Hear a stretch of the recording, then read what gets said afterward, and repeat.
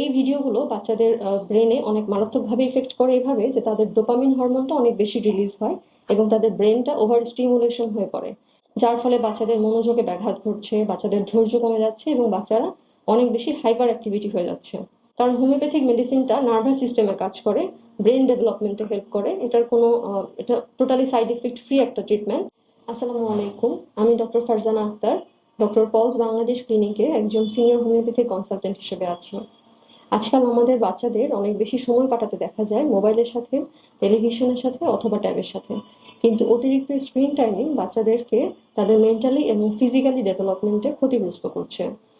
কিভাবে একজন বাচ্চাকে অতিরিক্ত স্ক্রিন টাইমিং ক্ষতিগ্রস্ত তারা হচ্ছে সেটা নিয়ে আজকে আমরা কথা বলবো এবং কিভাবে এর থেকে আমরা বের হয়ে আসতে পারি সে নিয়েও কিছুটা আলোচনা করব।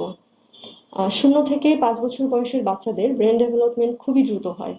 এই সময় আমরা যখন অতিরিক্ত স্ক্রিন দেখাই বাচ্চাদেরকে, তারা মেইনলি স্ক্রিনে কি দেখে?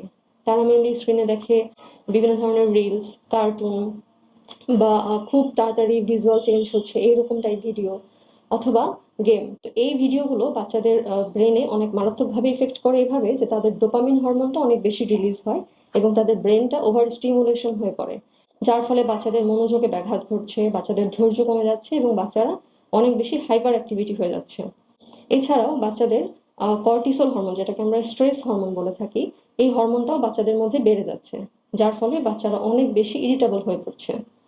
বাচ্চাদের ইমোশনাল ডেভেলপমেন্টেও কিন্তু এটা অনেক বেশি ইফেক্ট করছে। লাইক বাচ্চারা খুব তাড়াতাড়ি জেদ ধরছে, অনেক বেশি কান্না করছে, অল্পতেই খুব বেশি রেগে যাচ্ছে। এছাড়াও বাচ্চাদের স্পিচ ডিলে হয়ে পড়ছে, কারণ স্ক্রিনে যখন বাচ্চারা দেখে তখন কিন্তু তারা নিজে থেকে কথা বলছে না, শুধু একতরফা দেখেই যাচ্ছে, যার কারণে তাদের কমিউনিকেশনটা ডিলে হয়ে যাচ্ছে, সোশ্যাল কমিউনিকেশন তাদের ডিলে হয়ে যাচ্ছে এবং অন্য বাচ্চাদের তুলনায় তারা পিছিয়ে পড়ছে। এছাড়াও বাচ্চারা যখন স্ক্রিনের দিকে তাকিয়ে থাকে তখন স্ক্রিন থেকে আসা বিভিন্ন ধরনের রেডিয়েশনে বাচ্চাদের চোখের নানান ধরনের ক্ষতি করছে। তো এছাড়াও বাচ্চাদের স্লিপ সাইকেলে প্রবলেম হচ্ছে। লাইক বাচ্চারা যখন তাদের ঘুমের টাইম, সেই ঘুম টাইমটা তারা স্কিপ করে ফেলছে। বাচ্চাদের আমরা জানি যে ডিপ স্লিপটা খুব প্রয়োজন, কারণ ডিপ স্লিপের মাধ্যমে বাচ্চাদের গ্রোথ হরমোন রিলিজ হয়। যখন বাচ্চাদের ডিপ স্লিপ হচ্ছে না, তারা গ্রোথ হরমোন থেকে বঞ্চিত হচ্ছে, তখন তাদের ফিজিক্যাল ডেভেলপমেন্টেও কিন্তু একটা ইফেক্ট করছে এবং ফিজিক্যাল ডেভেলপমেন্টও তাদের অনেক ডিলে হয়ে যাচ্ছে। আচ্ছা, তো এক্ষেত্রে যেসব বাচ্চাদের এইসব প্রবলেম হচ্ছে তাদেরকে আমরা কিভাবে আসলে এই স্ক্রিন টাইম থেকে বের করে আনতে পারি? এক্ষেত্রে আমাদেরকে অবশ্যই পারিবারিক দিক থেকে বা পরিবারের দিক থেকে অনেক বেশি সচেতন হতে হবে। যেমন আমাদেরকে বাচ্চাদেরকে অনেক বেশি সময় দিতে হবে, তাদের সাথে অনেক বেশি কথা বলা, বই পড়া, কবিতা শোনানো বা আবৃত্তি করে শোনানো, বা হচ্ছে বাচ্চাদেরকে অনেক বেশি আউটডোর গেমিং এর মধ্যে অভ্যস্ত করতে হবে এবং আমাদের নিজেদেরকেও বাচ্চাদের সামনে স্ক্রিন টাইমটা অ্যাভয়েড করতে হবে। আর যতক্ষণ আমরা স্ক্রিন টাইম তাদেরকে দিব, একটা সময় সুন্দর করে নির্ধারণ করে কিছুটা সময়ের জন্য স্ক্রিন টাইমটা আমরা নির্ধারণ করে দিতে পারি। যেসব বাচ্চাদের অলরেডি এই সমস্যাগুলো হয়ে গিয়েছে, গ্রোথ ডিলে হয়ে পড়েছে, তাদের জন্য আমরা কি করতে পারি? তাদের জন্য আমরা সাজেস্ট করি 2 ভাবে ট্রিটমেন্টটা। একটা হচ্ছে মেডিসিন প্লাস থেরাপি।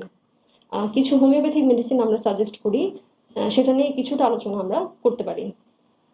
যেসব বাচ্চাদের মেন্টালি ডেভেলপমেন্টটা ডিলে হয়ে পড়ছে তাদের ক্ষেত্রে আমরা কিছু মেডিসিন দিতে পারি, লাইক ব্যারাইটা কার্ড, ক্যালকেরিয়া কার্ড, বুফোরানা ইত্যাদি।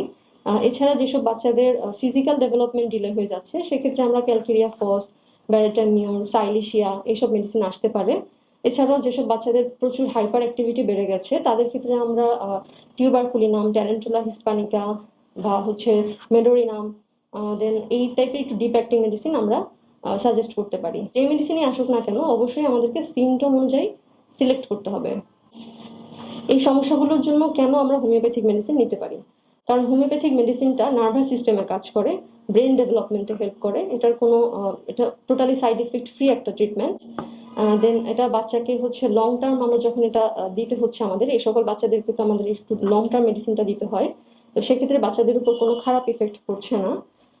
এছাড়াও হোমিওপ্যাথিক মেডিসিন নিলে বাচ্চারা অনেক বেশি স্লিপি বা ডালনেস হয়ে যাচ্ছে না, তাই আপনারা অনায়াসেই হোমিওপ্যাথিক মেডিসিনটা নিতে পারেন। Thank you.